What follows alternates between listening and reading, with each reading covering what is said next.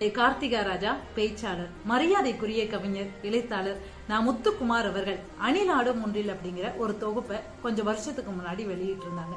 இதுல இருக்கக்கூடிய எல்லா தொகுப்பும் அம்மால தொடங்கி மகன்ல முடியக்கூடிய உறவுகளுக்கான அந்த எழுத்து ரொம்ப அழகா இருக்கும். ஒரு அன்பியலை கொடுக்கும். அழகா அப்பாவுக்கான ஒற்றை வரியில மிகப்பெரிய விருதை வாங்கி அவர் மறைந்தாலும் கூட இன்னைக்கும் நம்ம மனசுல எல்லாம் வாழ்ந்துகிட்டு இருக்காரு. மகள்களை பெற்ற அப்பாக்களுக்குத்தான் தெரியும் முத்தம் காமத்தின் வகையை சாராதது என்று. எவ்வளவு அழகான வார்த்தைகள், வரிகள் பாத்தீங்களாங்க.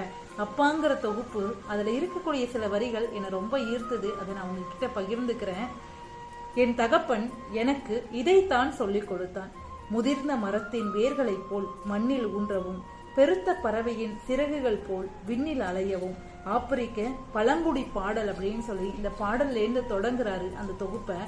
நள்ளிரவில் வீடு வந்தாலும் தான் வாங்கி வந்த தின்பண்டங்களை மனைவி திட்ட திட்ட உறங்கிக் கொண்டு இருக்கும் பிள்ளைகளை எழுப்பி அப்போதே ஊட்டிவிட்டு ரசிக்கும் பாசமான அப்பாவின் முகம்.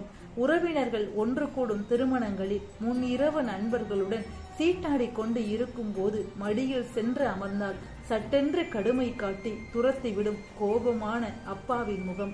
மாச கடைசியில் யாரிடம் கடன் வாங்கலாம் என யோசித்துக் கொண்டு இருக்கும் நேரத்தில் பள்ளி சுற்றுலாவுக்கு பணம் கேட்டால் பதற்றமாகவும் அப்பாவின் முகம் என அப்பாக்களுக்கு பல முகங்கள் உண்டு அப்படின்னு சொல்லி அப்பாவை பத்தி ரொம்ப அழகா எழுதுறாருங்க. என் அப்பா ஒரு மூட்டை புத்தகம் கிடைப்பதாக இருந்தால் என்னையும் விற்று விடுவார். புத்தகம் படிக்கும் போது உங்களுக்கு பிடித்த வரிகள் கீழே சிகப்பு மையால் அடிக்கோடு இடுவீர்கள்.